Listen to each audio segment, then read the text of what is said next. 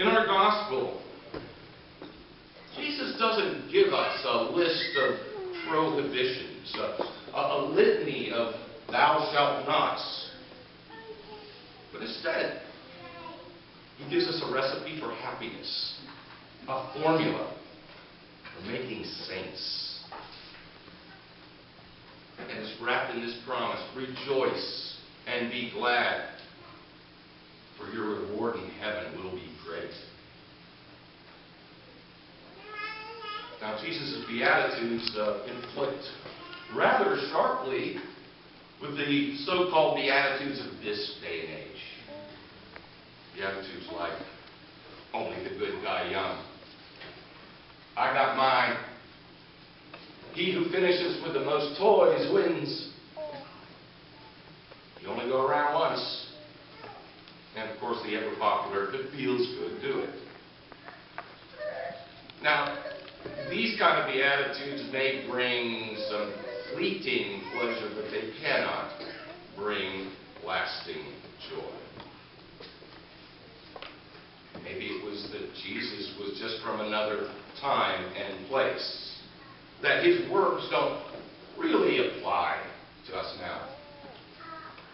Well, I'm here to tell you, and the saints will back this up, that Jesus was not a creature of his own time, nor of any other time in human history.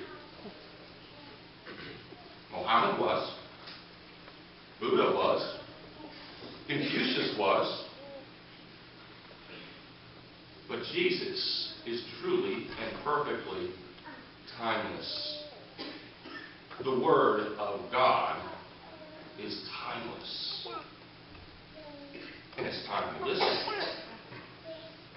Christians, if we're doing this right, should be living somewhere between the Ten Commandments, which are the lowest standard of living for God's people, and the Beatitudes. You know, sometimes we're here, sometimes we're there. Sometimes we bust through the ceiling, sometimes we start digging. But nonetheless, the Beatitudes are not something that we're called to do. There's something we're called to be. We need to put on a whole new attitude of being so that we can live these be attitudes out loud for all the world to witness. Can't do it alone, though. That's why we need Jesus' grace. That's why we need the graceful support of each other. Because it's too easy to say to ourselves, well, you know, I could have had more patience, but the people at work were just tramping on my reserve nerve.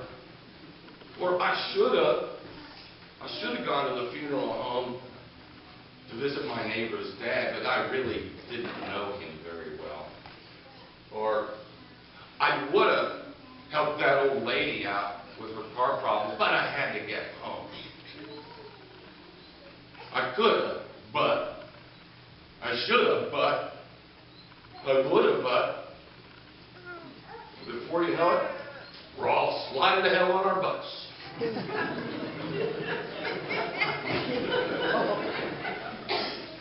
Now, in the tree that we're going to be reciting in just a few minutes, we profess our belief in the communion of saints. But I got to tell you, they believe in us too. And they're there right now, as they always are, constantly interceding on our behalf. Look at the windows. Do you ever wonder why in the Catholic Church we put so many saints on our windows?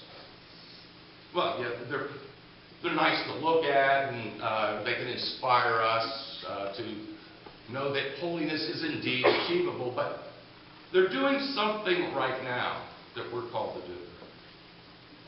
Look at them. They're letting the light of God shine through them on you. And that's what we need to do. We need to get our be attitude on let God's light